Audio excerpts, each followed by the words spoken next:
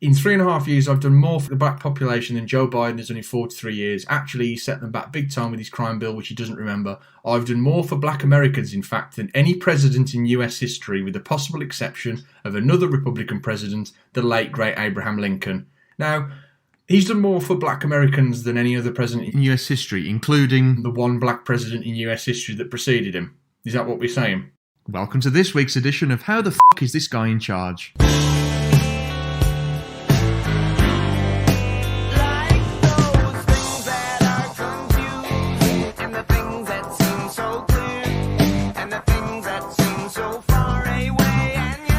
Hello everybody and welcome to this week's episode of How Is This Thing. As always, I'm Alex and I'm once again joined by my compatriot James. James, I'm assuming you're okay? I am okay, even though the world is burning around us and things seem to be getting from bad to worse. I'm still fine. How are you? I suppose I'm good. I mean, I don't live in America, so that makes me feel really good. Yeah, it's not good over there, is it, at the moment? I mean, it's not good. It's not really good anywhere, but I think, as we'll discuss in this pod, there's something badly going wrong in America right now. But before we get on to that, there are also a lot of things badly going wrong in the UK, and we're going to get straight in there with an article that you showed me earlier this week from The Telegraph. Exclusive, Boris Johnson is to take direct control of the government's handling of the coronavirus. 3 months in. 3 months in, and old Bojo is finally at the wheel, not asleep. I mean, yeah. See, I'm really torn about this article, and I know I said it to you earlier on. Like, I don't believe or trust anything that comes out of the government PR machine anymore because, well, we all know that there's a man called Dominic Cummings who is behind it all.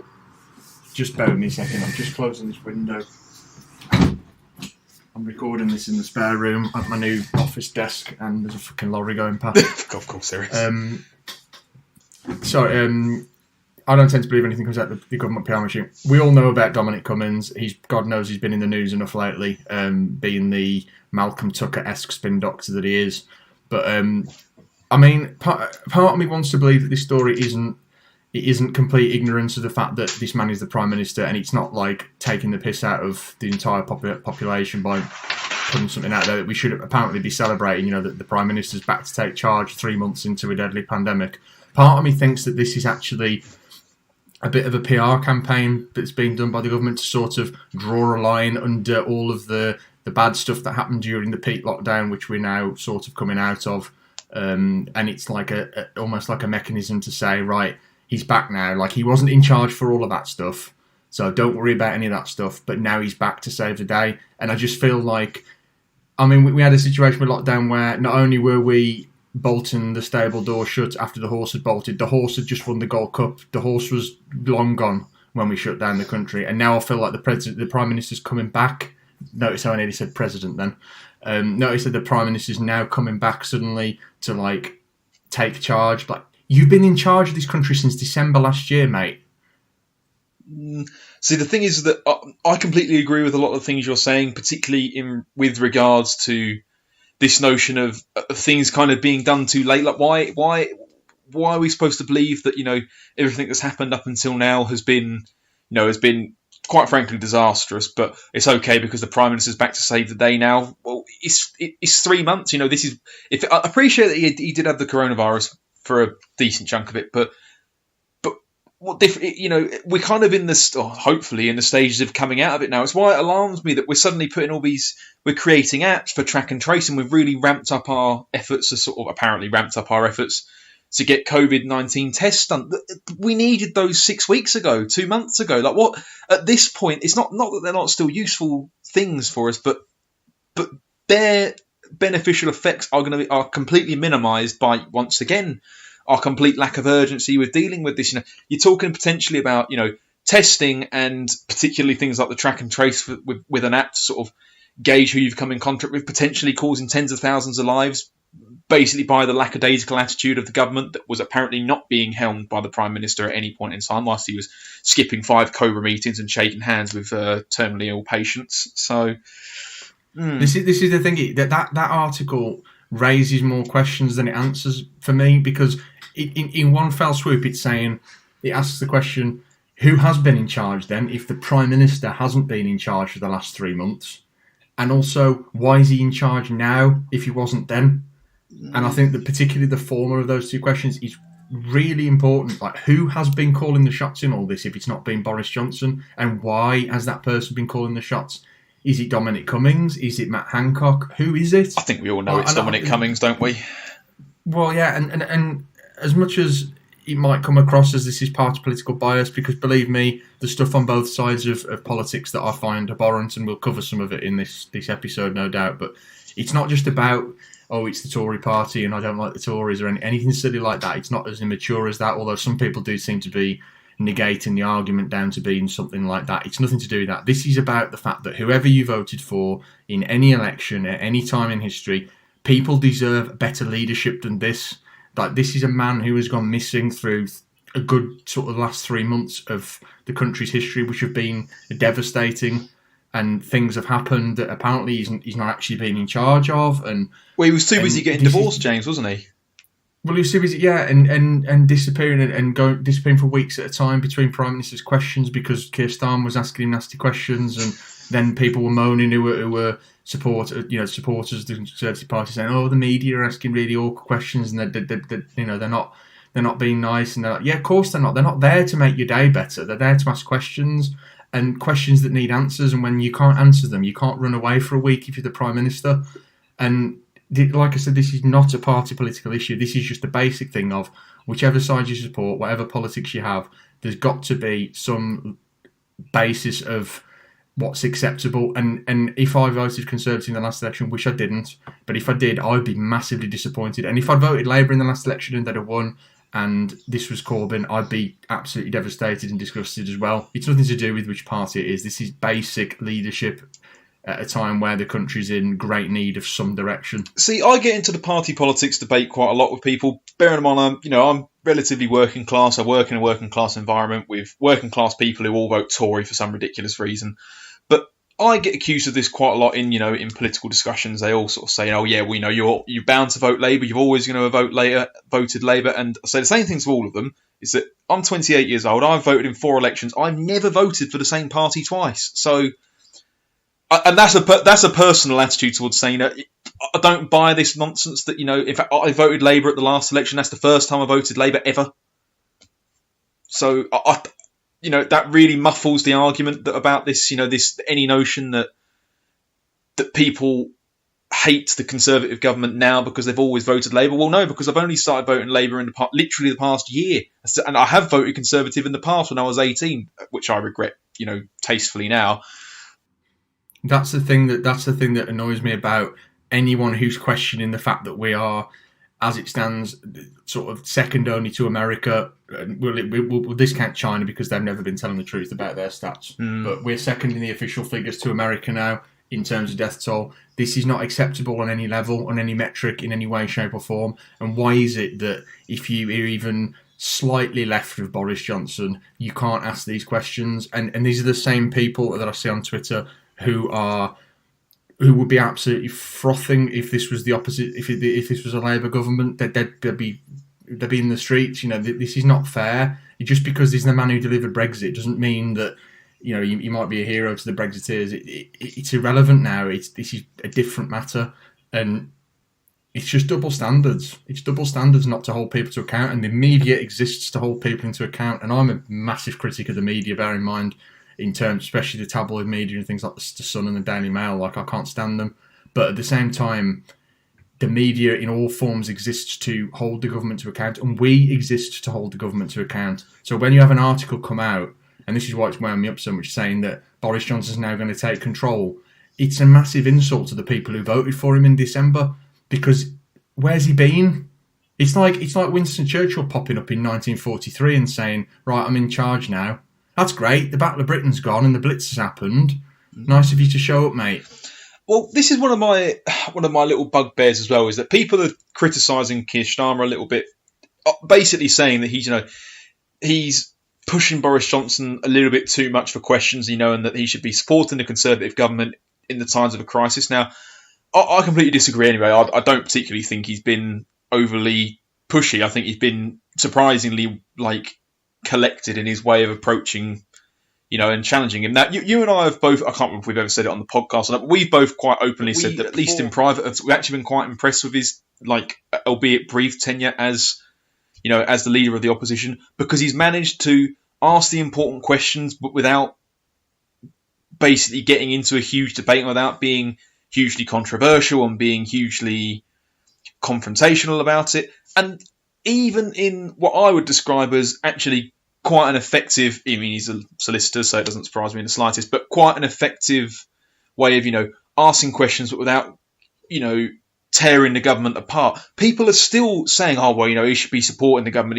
He shouldn't be, you shouldn't be talking to them in this way, and he shouldn't be challenging on this. But it's his fucking job. He's the leader of the opposition. It's his job to challenge the government on their misgivings. When did that aspect of being leader of the opposition completely go out the window? We are in a crisis where we are the second worst country in the world in terms of deaths, and I think a lot of the statistics that are coming out this week are that we are the highest country in the world in terms of excess deaths. Now, I'm not 100% sure what is meant by that, so it's more deaths than the expected deaths for this time of year. So obviously there's a certain number of deaths that happen every month for various different reasons, and there's obviously historical averages of that, and this is now deaths in excess of that total, which obviously there's going to be a lot of because of what we're dealing with. But I think now we are the highest in that category as well. So God, we're winning some competitions in the last few months. But that is the thing that leads back to what I said, what you just said about the opposition thing. The same people that would be banging the drum of, oh, Starmer's just now is not the time to make it political. I don't think he has been making it political. I think he's just been asking the questions that are on the lips of a lot of people in this country. What has been going on? Why has this been such a shower? I agree. What is this circus? And that's what he exists to do. He's voted in by party members to do that exact thing. And the same people who are having a go at him would be, if Boris Johnson was in his shoes and Corbyn was the Prime Minister, they would be absolutely behind him, 100%. And something I want to sort of mention briefly now, because we're going to come back to it later, is that, as I said, that before he became the leader of the opposition and the leader of the Labour Party, I wasn't a massive Keir Starmer person, but it is acceptable and it is okay to change your mind on something. It is okay to change your position on something, to change your stance when new information presents itself and stuff like that. There is absolutely nothing wrong with sort of being a bit humble and saying, this was my opinion at this point in time. However, situation has changed and I think this now. There's nothing wrong with that. And there is absolutely nothing wrong with looking at the situation we have now and saying, okay, I didn't think that Keir Starmer would have been a brilliant, leader of the opposition, but he's actually doing quite a good job, certainly compared to the current government.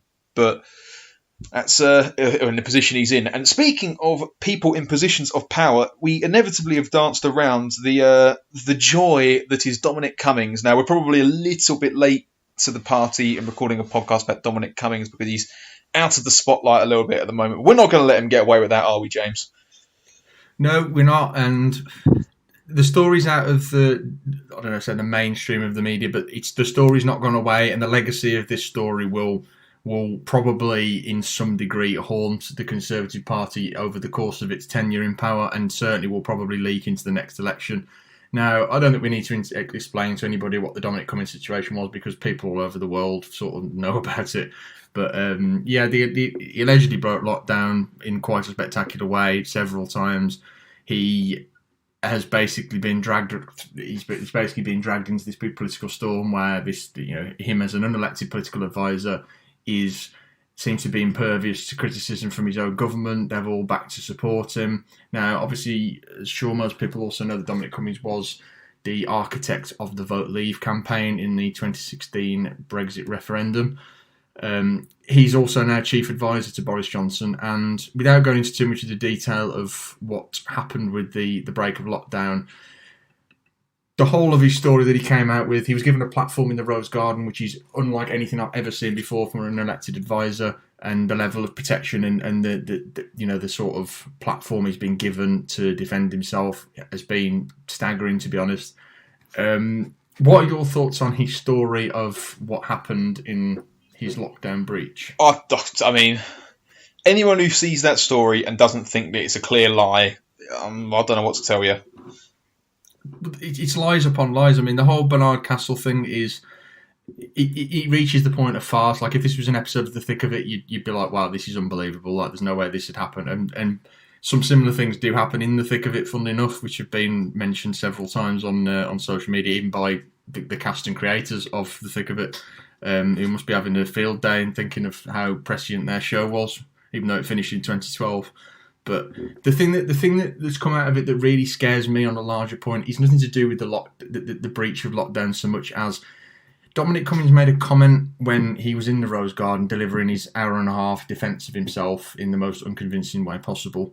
He basically claimed that he had historically spoken at length about the dangers of pandemics, particularly a coronavirus-related pandemic, and he's had an article column in The Spectator for a long time, as does his wife, funnily enough, whose own writings completely contradict, his own writings from the time completely contradict the Dominic Cummings narrative, by the way, in terms of what they were doing. And she wrote those at the time of the alleged breach of lockdown. And yeah, he basically said that he'd been writing about this for a long time now. It came about through somebody on Twitter basically discovered this initially. I don't know who it was exactly, but he had, at the time of him breaching lockdown, gone in and edited his own articles and rewritten parts of them to make it look like, to the present viewer, like he'd been talking about this for a lot longer than he actually had. Now, that might seem... I say it seems a bit harmless on the surface. I don't think it does, but it could be seen to be like, right, okay, he's gone back and rewritten history a little bit. I don't think I've heard anything quite as Orwellian in popular politics for quite a long time. Like, the main character of the novel 1984, that was literally his job, to rewrite portions of history based on what the present zeitgeist was at that time. Whatever Big Brother wanted the world to believe at that time, they had to go back and rewrite all of history. This is not right. This is wrong. This is a man changing history to support his own story, and he's been foiled by the Wayback Machine, which is an archiving tool on the internet that anyone can access. And spoiler alert for any of our listeners who haven't read 1984, the biggest problem with all of this is that at the end of the novel, the main character believes it. Literally, the main character believes his own lie. Believes his own lie. I mean, not necessarily through his own changing of articles and stuff like that, but the premise of it is that, you know, you start going down these kinds of avenues, and this is the type of thing that happens. Big Brother wins, so to speak. And it raises a question, all this though, like not just who's in charge, but is an unelected official more powerful than an elected MP? Because if this was an MP, and there have been several other MPs, by the way, on both sides of the political spectrum, who have had to resign because of various breaches of lockdown. There's a Labour MP who had to resign recently because she broke lockdown. She did the right thing. She resigned, but he's impervious to this because he's technically a consultant, so he's not a Conservative Party official really, even though he's got the ear of the Prime Minister and he's his chief advisor. Now, where does he exist in culpability then? Like, if this was an MP, the MP would have been forced to resign, and if the party would have fired the MP, that would have been the end of it. Yet, for some reason, Dominic Cummings seems to be impervious to this. Now, why is that? Who is this person? It's the genius that is Dominic Cummings, though, isn't it? This is the genius part of it from a Conservative standpoint. Is that because he's a consultant and he's not an elected MP, because how could anyone ever elect that man as an MP? Like, just look at him. He hasn't got the personality for that. No, he hasn't. But this is the perfect, and this is why it's laid itself out perfectly for the Conservative Party and Boris Johnson. Is that because he's not an elected MP, he officially has no power, so they have no reason. They're under no pressure to dismiss him. If it was an MP doing this, there would probably, as you say, there would be substantial pressure for them to personally be, either told to stand down or resign. But also, if they didn't, their constituency cannot vote them back in. Exactly. You can't not vote back in a private consultant to Boris Johnson. Precisely, and this is the maddening thing about everything. He's like, who's in charge of him? Is he in charge of himself? No, I think he's in charge of the whole country, mate. Well, this is this is it. And I know he's been in charge. He was in charge of the messaging through the Vote Leave campaign. He's clearly been in charge with his 3-word slogans. Been in charge of the government's PR campaign surrounding coronavirus. 100%. It's got his hallmarks written all over it. And yeah, fair enough. That's his job.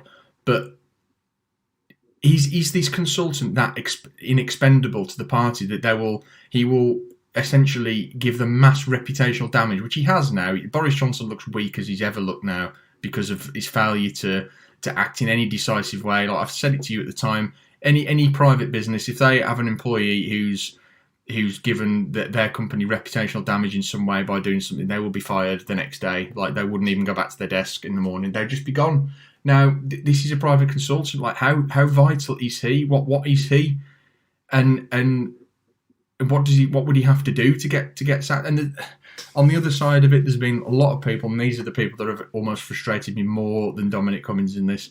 There's been a lot of people blaming the media and hashtag scum media, and it's the media who've been asking questions. Now, we both agree that some of the media tactics behind what they did when the story was sort of at its peak were not the best. Would we agree? Yeah, absolutely. The biggest mistake they did, and there's the really famous clip of basically must have been about 15, 20 journalists essentially surrounding him, trying to walk out of his gates at his house in London. Now, that completely undermines the entire point.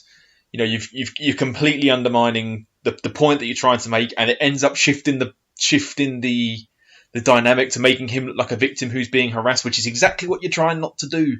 So, yeah, you can't defend the media sometimes, really, can you? So. No, really. And I'm completely against their actions in that. 100%, it was tantamount to harassment, and they should not have done that. Absolutely not.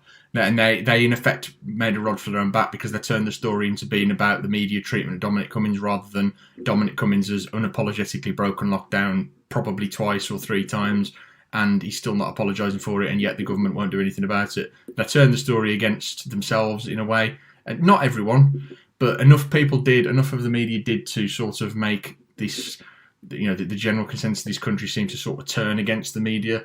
And the thing that frustrated me, and I've said to you, I've said on this podcast before that I think the problem with modern politics is it's too much like the tribalism of a football match. And I follow a lot of football fans on Twitter, and I've seen some ridiculous things from some of these people, and I'm obviously not going to name any names, but there are people on Twitter who've been saying how terrible it is that the media were outside Dominic Cummings' house when shouting at him, and protesters have been shouting in the street to get at him, not just the media, protesters as well, when, quote-unquote, his children could have been in the house and blah, blah, blah, and they're saying horrible things to him and it's not fair. Now, these are the same people that I know are so vocal at football matches and will shout and hurl abuse at players, at managers, whoever they can, if things are not going their way. Now, why is that different? Why is it okay to do that in a football match when the kids could be there as well? They could be there, and they got a whole stand full of people singing abuse at their dad or something. No, I'm not saying it's wrong. I've shouted all sorts before in anger. Everyone does it, and I'm not saying it's wrong. But it's a bit double standards, isn't it, to then say, well, the people doing it at Dominic Cummings are terrible when you do the same thing yourself. But everyone's hypocritical. This is part of the problem. This is where a lot of the issues have occurred with the Cummings thing, is because immediately people start sort of pointing fingers at other people, saying, "Oh, well, you can't be the only body who's broken lockdown. You can't be the only person who's done this." He probably is the only person who decided to test that his eyes were working by taking his children out for a 30-mile car ride around Barnard Castle. But that's a rather separate point. He probably isn't the only person. He's probably the only person who's done that, but he's probably not the only person who broke a lockdown. But he's the only person who wrote the lockdown rules and the tagline for the lockdown, as in remain indoors and all that malarkey, and then wrote them. Now, see, this brings me on to a bit of an interesting and possibly controversial topic I had with my own group, my own personal group of friends, whereby what people were talking about, I can't remember the exact scenario that we were talking about, but the premise of it was that people were arguing that people like Dominic Cummings should have a bit more leeway with some of their actions and things like that because they're essentially more important, i.e. he is more important to the country than I am. And I really disputed this. I said he's not more important to the country than I am. He's more important to the Conservative Party. Yeah. That is all he is. He's not more important to the country. And what... Once again, he's an unelected official. Yeah, exactly. He's an unelected official. But I also resent the notion of, if you are more important to anything, but particularly if you're more important to the running of the country and, the sustainability of, of this nation and people being alive, then your actions are going to be scrutinised more. Like, so you should know. You should know, No. and I mean, you've seen what he's like. You saw that hour and a half interview that he gave, where he turned up half an hour late, and then every time they asked him a question, he basically answered another question. I think my personal favourite was they basically asked him if he had done anything else. Have you broken the lockdown in any other way? And he went on a bit of a tangent and said, "Oh well, I'm not really sure where exactly the boundaries of London are, but if you take into account the wind speed and the air pressure and the sea level at the Thames Barrier and the relief of the landscape and where Venus was in the sky, then I can absolutely confirm that I was with Mary the whole time." Never answered the question at all. Didn't even come close. Spent an awfully long time, implying that he was going to answer the question, and then the follow-up is just it's never there. Now this is an annoying. I mean, you might call it clever political thing where you can see people as they're sort of waffling, you can see them trying to think of the next of how to actually answer it, which is why they're sort of procrastinating with the answer. That brilliant interview you sent me the other day, is it Michael Gove? Michael Gove on LBC, yeah. Michael Gove on LBC basically gets caught mid-lie. And the host even says to him, I can't wait to see how you get out of this one, and he just starts laughing, doesn't he? He does, but you can see him as he's sort of fumbling words out, you can see him desperately trying to think of the line that's going to get him out of it, and he can't. And again, it's a very political thing, and you could see Dominic Cummings doing this, except that he manages to waffle on for so long and spurt out some nonsense, and then sort of, Jimmy the journalist will never get an answer to it. I mean, it's all silly. The journalists are apparently the ones that are, the bad guys in this situation. That's what I don't understand. And there's plenty of bad journalists out there. There's plenty of abhorrent behaviour. Like Piers Morgan for one of them. Even though I agree with some of the stuff he said in the last couple of months, but people who are there calling for the death of the media and calling it scum media and everything, this is not.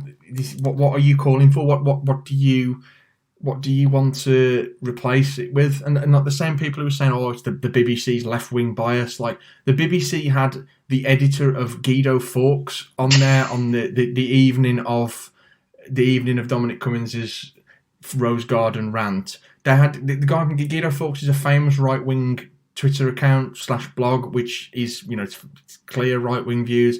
They're allowing him to have a platform on there. I just don't understand it. And again, there were double standards there, and the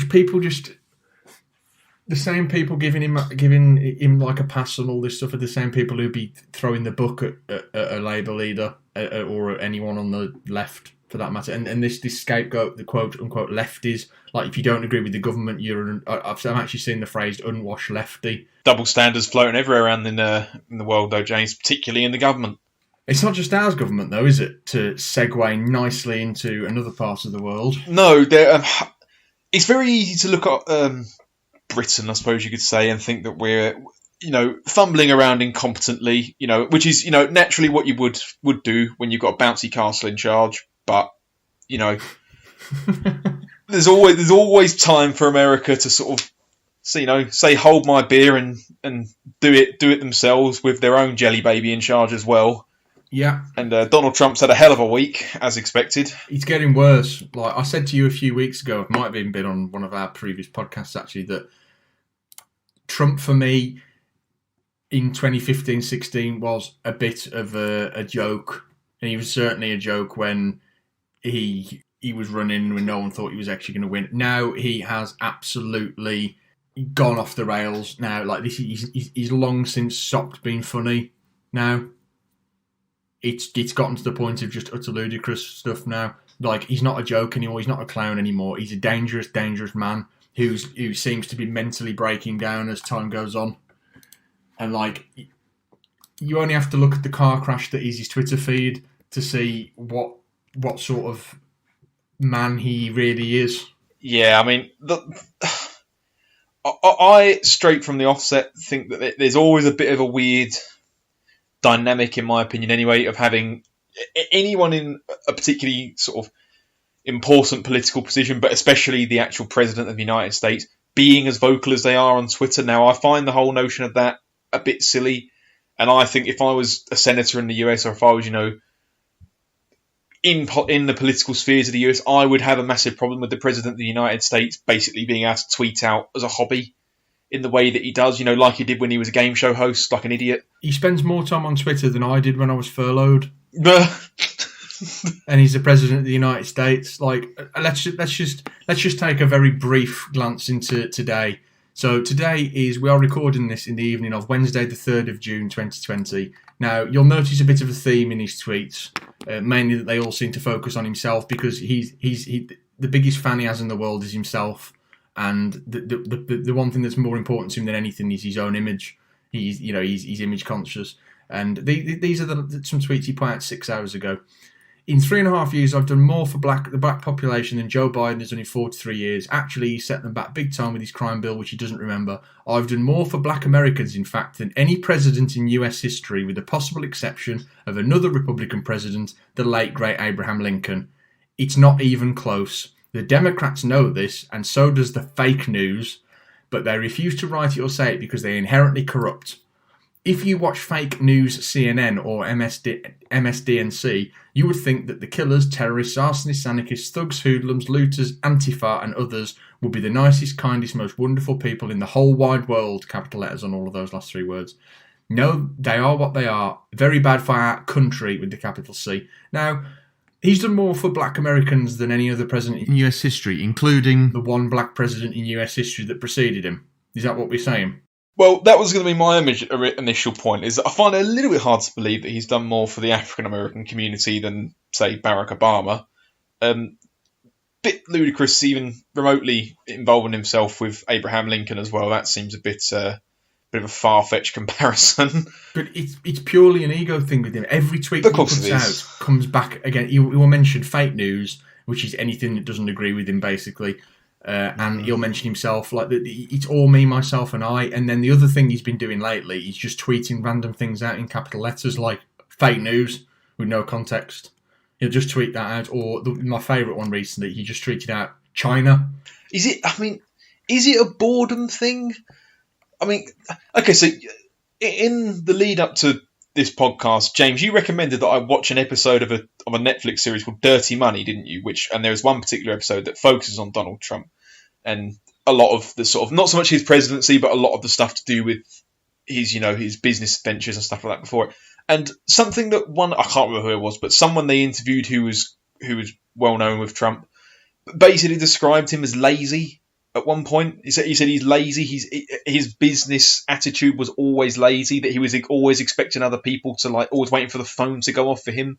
And I always think this with the Twitter thing, like, is it laziness? Is it because he doesn't want to go through the sort of the rigmarole of actually being the president, so he just tweets? I think that is part of what it is. Like, the other thing that comes up in that documentary, which it sort of highlights through, is like I said, it concentrates on stuff before the presidency more than anything, but it basically highlights the fact that everything about the Donald J. Trump that people seem to support, like he's the fact that he's a rich entrepreneur, that he always talks about how rich he is and how much money he's got, and it's a lot of it is a cultivated illusion that has spread from the Apprentice TV show, because for the entire of the 90s, pretty much, he was nowhere. He was a no one. Like, no one wanted to know him. He wasn't very rich. He was in all sorts of financial trouble with his casino venture and various other things that had gone down the drain. He wasn't who he is now. He wasn't anybody, like you said, he was waiting for the phone to ring. It wasn't until The Apprentice came and gave him this platform, which was all artificial, with the golden throne in the boardroom and the international businessman and everything. Yeah, he was an international businessman, and yeah, he was rich, and yeah, he owned a casino, which was an absolute abject failure that his dad had to bail him out of. But all the buildings with his name on it, only sort of 60, not even that, probably 40% of them he actually owns anyway.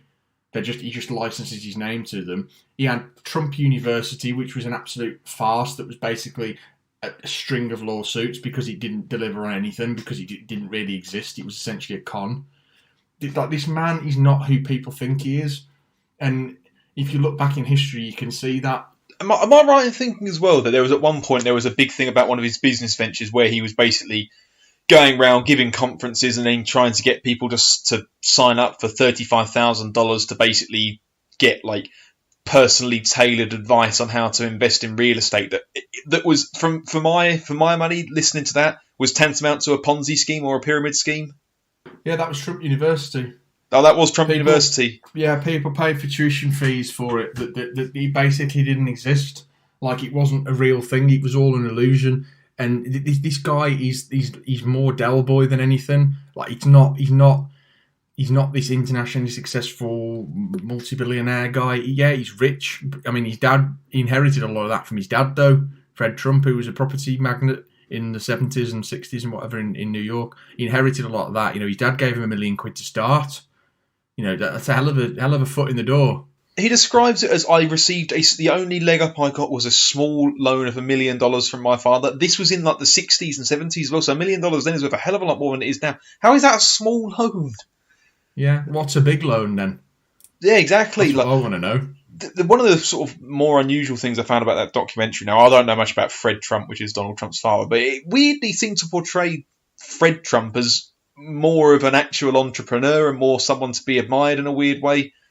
Like, which is the weird. Which I mean, I assume that it did that as a sort of a bit of a juxtaposition type thing with Donald Trump. Sort of, you know, this is how he envisioned he would be, but he's not. So he's having to try and create the illusion of being this man, but he's completely not. I mean, there's a fantastic moment when they're interviewing him about basically the collapse of his casino on the first night, where they basically say that half the slot machines didn't work. And when they ask him why half of them didn't work, he basically said that people used them so much they froze. And that is in one exchange about nothing to do with the presidency sums up his entire attitude to the news or the media. He will always have a Mickey Mouse reason why something is the way it is. Like he will argue that white is black, except he wouldn't because he's racist. But you know what I mean. He would argue that you know the sky ain't blue. 2 + 2 is 5. It is 2 + 2. He's back to 1984 again. And the trouble is that there's a bit of a fallacy where you can't argue against somebody in that position, and that is what is so frustrating about it, because you can't argue against an idiot because every argument you throw at them will be rebuffed with some idiocy, but you can't then argue back to. And that's why the whole thing, the biggest poison that he's brought into everything is the fake news thing, because it gives him the ability to say anything's fake. If he doesn't agree with him, it must be fake. And that is dangerous. It is. It's a weird fallacy that I've always noticed as well, and this will bring us quite nicely onto the next topic, which is that when you try and argue with somebody who takes a stance like that, an idiot who takes that stance where they basically just shut everything you say down with almost nonsensical things, it just doesn't work, and you end up looking stupider trying to actually bring some, you know, cohesion to the conversation. I always think it's a very similar thing when oftentimes if somebody is doing something that they shouldn't be doing, if someone's acting like an idiot or someone's being rude or they're acting like an arsehole, a lot of the time you end up looking worse for confronting them about it. Like, someone's doing something that's clearly, you know, this is not how civilized people act, and this is not how, you know, ordinary people should be acting in this situation, and then you confront them about it, and then people look at you like you're the arsehole, and you're like, have I gone crazy? Has everyone missed the fact that this bloke here has been acting like a complete prick for the past half an hour? And I feel like this is something that's happening quite a lot, as we'll sort of move on to now a little bit with the George Floyd thing. You know, well, just one thing before we do move on to that, actually, and yeah, I do completely agree, but if you discount all of the Twitter idiocy, you discount all of the ridiculous things he said and done, like the thing that came out before even he was elected in, the grab 'em by the pussy thing, which I still can't believe a man who said that about a woman gets women's votes, but there you go. If you discount all that and say, okay, what does he stand for at the root of everything? He stands for what he appeals to and stands for nationalism. And it's this mentality of America before everything else. Now, I disagree with that, with nationalism in all of its forms, because I don't see anything productive about nationalism in the world, because every country is part of the world. That's a fact. And America being bigger and better at everything, that doesn't benefit anyone outside of America. So why should that be a thing? Do you know what I mean? And I'm not calling. This is not me calling for communism or anything like that. But this whole idea that, you know, MAGA, make America great again, America first, America before everything else, we'll shut all the borders and make everything great for America. That's not the philosophy that one of the most powerful men in the world should have. And this is why, we've said this before, that more people who are scientists should become politicians, because scientists are the ones who sort of get it, and they sort of see that the world's problems are not going to be solved by MAGA. No, you're completely right. I mean, we will end up speaking a little bit about Trump later as well, inevitably, but I completely agree. I find anything, as you said, firstly, but just to touch on something you said there, actually, is that I don't think this is too controversial. I find America's stance on communism really frustrating, because I feel like they call everything communism, and almost all of it isn't communism. They get socialism and communism mixed up the time. The word socialism is they think the NHS is a socialist regime. That's terrible. Yeah, that's the stance they have on things. Yeah, I just find it extremely frustrating listening to any capitalist American person, because they basically call almost anything that has any degree of sensible collectivism communism. But equally, take an example. Okay, there's quite a famous YouTube video somewhere of basically this bloke who makes a big point of making a hamburger or a cheeseburger, but he makes every single facet of it from scratch. It takes him about 6 months, because he's got to raise a cow, and he's got to grow wheat, and then he's got to make flour and all this stuff. Does all of it from scratch. And the premise of it's meant to be, it takes ages, it costs him like thousands of dollars, is that this is why, as a species, humans have always bought into the collectivism side of things, i.e. have one person raises the cows, one person does the farming, and blah, blah. Everyone, labour's divided, and then it all kind of gets pulled together, which is essentially what capitalism is based on anyway. McDonald's don't do... Well, I very much doubt they do every facet of making a burger on their own. I don't think of course they don't. At some point in time, all major capitalist businesses rely on the notion of someone else doing a part of it and someone else doing a part of it. It's the pencil thing. Have you ever heard this? The analogy that there is no one person in the world who can make a pencil from scratch, because it's all of it, every facet of making a pencil. The rubber, the wood, the graphite, I think it is in the middle of it. All of those bits are done by different entities, and there is no one person who can do all of them. And this is the whole point: is that as a species, that is how we've operated for a long time now. And this is one of the great ironies I find about these sort of ultra capitalists, is that they kind of ignore that there are facets of communism in capitalism, and there always have been. Yeah, and it's that whole thing. It's that whole thing about privatising the profits and socialising the losses. Bailouts, bank bailouts. The American people had to pay for that. Please don't talk about banks. The bank bailout is one of the subjects that you and I could cry on air about. We've already done it kind of in one of our previous episodes anyway, haven't we? The one about money. But that's the thing. The banks, when they're in their boom phase, no one ever saw the benefit of that. But when it comes to the actual bit where they actually bottom out and crash and they need bailing out, the American people had to bail the banks out, the British people had to bail the banks out. And this is the thing. And the problem with America particularly is the nationalism, we deserve this thing, is actually embedded into their country, because there was a such thing in the American frontier era called Manifest Destiny, which was basically this. It was the God-given right of the white folk of the eastern border of America, the eastern side of America, i.e. the European immigrants who moved over there from Ireland and England and wherever else, who had colonised this new land, that it was their God-given right. God had told them that they had to conquer the rest of it, and that's why the whole move towards the West happened, the gold rush, and that's why the American Indians were basically turfed out of their own land, because it was manifest destiny, and it's the American idea and the American dream, and that's where it all stems from. It stems from, we're going to take this, we're going to be great, and I think it's awful, personally, and I don't think that's the way to do anything. We'll move on to that anyway. I think you've got a few things to say about George Floyd, haven't you? I think now I probably won't need to tell any of our listeners that it's the 3rd of June, so the George Floyd incident has happened, I think, more than a week ago now. But people seem to be targeting the sort of the rioting and the looting with more vitriol than they have been about, the murder of a person. Now, I don't know about you, James, but I can't remember the last time that I knelt on someone's neck for 8.5 minutes, asphyxiating them, and then had them coincidentally die of heart failure. But that's what the autopsy said, according to the Minnesota police force. That's what one autopsy said. I have actually confirmed since that the murder has been ruled a homicide. Excellent. Which it clearly is. Clearly. It's not just about George Floyd. A lot of it is about the prevailing culture and some of the attitudes that surround it from both black and white perspectives as well, and some of the complications that are being driven by this. And from what I can see at the moment, this seems to be a bit of I don't know if you would call it a Watergate incident, but we've seen a lot of attempts in the past to sort of drive change in terms of inequality, particularly in racial inequality and largely in America. And with, little to no success, but this does seem to be watershed moment. That's what I mean, isn't it? Not Watergate. Watershed. It's a watershed moment, isn't it?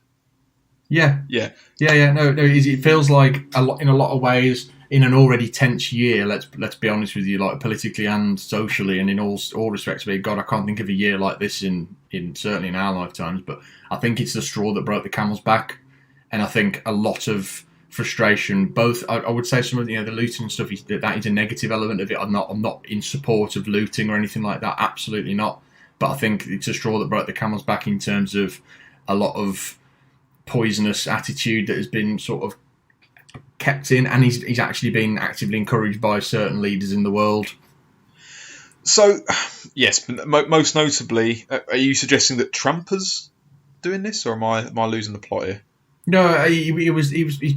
I mean, way back in early in his presidency, the Grand Wizard of the KKK came out as being as advocating him, and he was asked, do you want to distance yourself from the Ku Klux Klan? And he gave the most sort of non-committal answer that you'll ever hear, because he didn't want to lose the Klan support, because white supremacy appeals, like his politics and his philosophy and his attitude appeal to white supremacists and racists. It just does. America first, kick all the foreigners out. That idea appeals to those kind of people.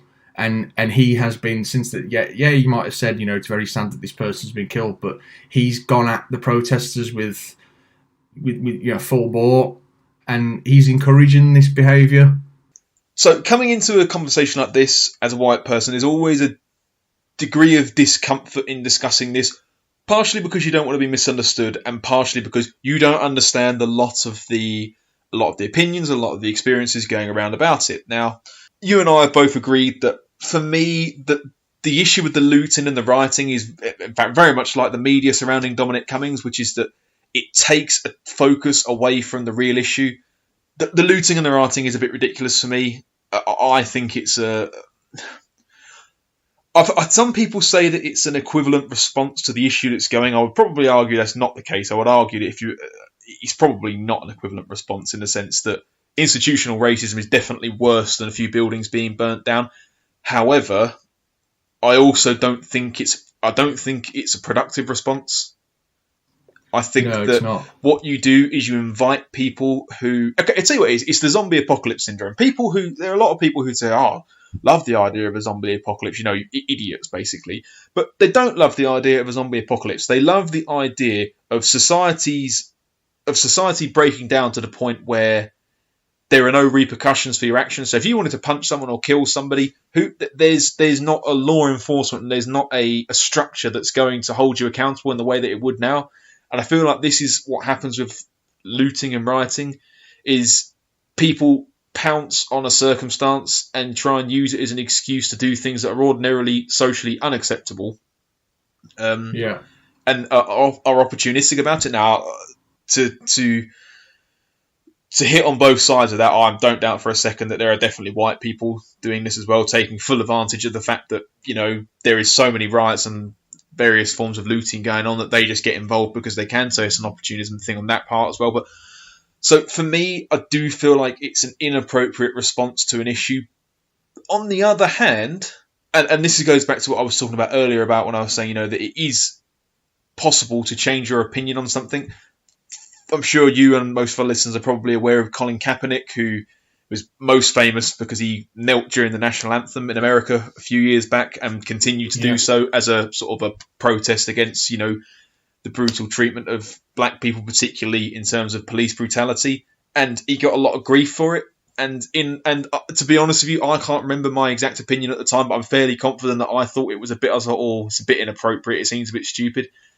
And then when it comes to sort of circumstances like this, and people say, why can't people peacefully protest? And then you look back at something like that and you say, but this was a peaceful protest and it didn't accomplish anything. All people did was laugh it off and basically condemn him for that. So if the peaceful protest is not going to work, then this is the next level up. Now, I'm not saying that justifies any of some of the things that are happening now. I still think it's a bit inappropriate. But the point is that has made me change my opinion of the Kaepernick thing, and I think no, that was an appropriate response. That was an appropriate protest, and at the time I thought it wasn't. But now that I look back, I think no, that is probably a constructive way of going about things. Yeah, peaceful protest. Peaceful protest always. I'm absolutely against looting. I'm absolutely against the destruction. And it like you said, it makes your point look bad when you're allied with people who are looting. And there's a lot of people who are doing it just so they can loot things because they're they want to be anarchists and that was the point I was largely getting at. Is there are people who are just using it as an excuse to do something that is ordinarily socially unacceptable, but they're just doing it because they can. Which I said, I don't doubt that there are white people getting involved in the looting just because they can. Because at a point in time, there's so much of it going on that you can't really be held accountable for it. My biggest gripe with a lot of this stuff is it's very difficult to discuss it in general anyway, because there's a bit of a stigmatism sometimes as a white person trying to discuss black issues because people see it as this is an issue that concerns black people, and as a white person you can't understand it. And I think something that's come out of this in a positive light is that it is acceptable to not understand things, and people are now saying, it is acceptable to change your opinion on something, and it is acceptable to say, I don't understand this, but it doesn't mean I don't support it or support the improvement of situations. I like to think that's quite unanimous, that people would sort of say, it's completely acceptable to not understand, how other cultures and how people from different backgrounds have experienced, trouble, but that doesn't mean that you should then not feel able to try and improve things. No, absolutely. And I think, it is slightly weird for me to the sort of emblematic image of this, the George Floyd thing, i.e. the police officer Derek Chauvin pinning him down with one knee, on his neck, is a sad, almost haunting mirror image of the Colin Kaepernick stance, physical stance, and it's quite chilling, really, to think that image is now means two completely different things, and it shows that there's still an institutional problem. And I think that it comes from the top at the end of the day. It comes from who your elected officials are, and the theme of this whole pod is leadership. And I don't believe for a second that the situation would be like this now in America if Barack Obama was in charge. And I'm not saying Barack Obama's some saint, that it was the greatest thing ever to happen, but I don't believe with a black president that we'd have scenes like this at the minute. I think it's brought to the surface a lot of frustrations and anger towards the Trump administration and their attitudes towards not just black people but foreign people. And it's gotten to the point where even in Trump in the last few days has been tweeting things like, no one's done more for black people than me. It does scream a little bit like, I'm not racist, I've got black friends. The old classic, yeah. It's the old classic, and I just feel like you're trying to kid. I just don't understand it, but we'll leave that topic for now because I feel like there's a lot more to come out of that, and we might be better placed to talk about the George Floyd situation again in the future. But I think to sort of sum up, the alarming thing in the last few months, we've done several pods on coronavirus, we've done other pods about other different things, about football and all sorts, but the weird thing is now every time you look at the news, you just feel like you're checking to see what part of the book of Revelation we're in, because we just feel like we're in the end times for some reason. Like the world seems to be sort of crumbling around, and it's really weird. And I hope the looting stops soon, and I really hope that even, I'd take another Republican leader in America now. It's not a politics thing. It's just the fact of just replace him with somebody else because this man is an embarrassment to the nation. And the same in this country. I just think that Boris Johnson is completely out of his depth. And if we have another Conservative Party leader for 4 years, it doesn't bother me. I just feel like people deserve better than this on all sides of the spectrum. And the leadership, the base leadership of two of the most powerful nations on the planet is atrocious at the minute. And it is now bearing fruit. It's coming to it's all bubbling to the surface now. And that's the horrific part of it, and I'm sure we've not heard the end of this. Oh God, no. No. Well, it's another depressing edition of this podcast. We'll do an uplifting one next week, James. In fact, I've got a few topics we could talk about next week that might be a bit more uplifting. But just to close out this pod, I think that one thing I would like to say, and this is in general anyway, this is really not got anything to do with the current circumstance, but it has come to the forefront a little bit more, which is that in general, I feel like we should normalise admitting that you're wrong a little bit more than we do. I feel like there's a bit of a culture that people don't want to admit they're wrong for fear of repercussion. And on the other side of that, I also think if someone is admitting that they're wrong about something they've said or done in the past, do not give them a hard time about it. It is the age-old classic of tell the truth so we can shout at you. It's a bit of a parenting thing. We want you to tell us the truth so that we can then chastise you for it.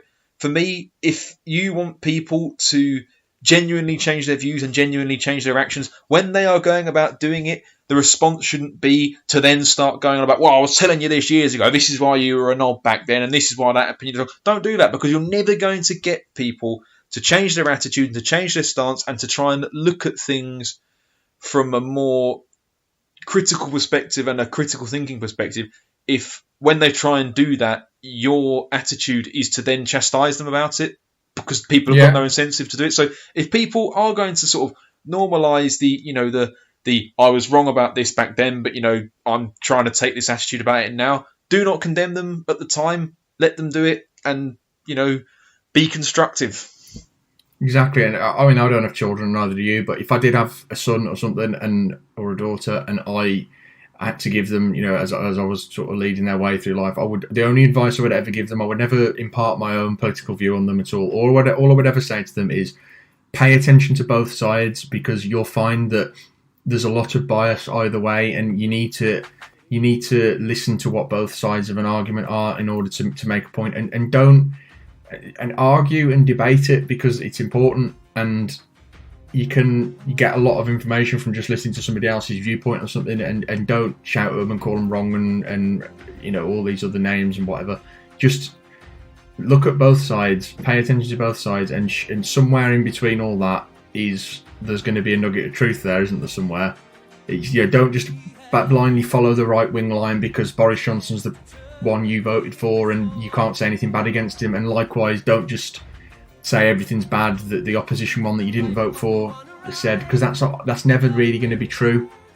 And that's what the sort of stick in the spokes of democracy, in my view, is that people are too tribal about things and they won't say anything bad against their own party. And if I had kids, I would always say that to them. I would say, look at both sides. That seems like a good as place as any to end things on, James. Yeah, as depressed as it's been. Thanks again for listening if you've made it this far through our ranting diatribe. But as always, he's been Alex. And he's been James. See you again very soon.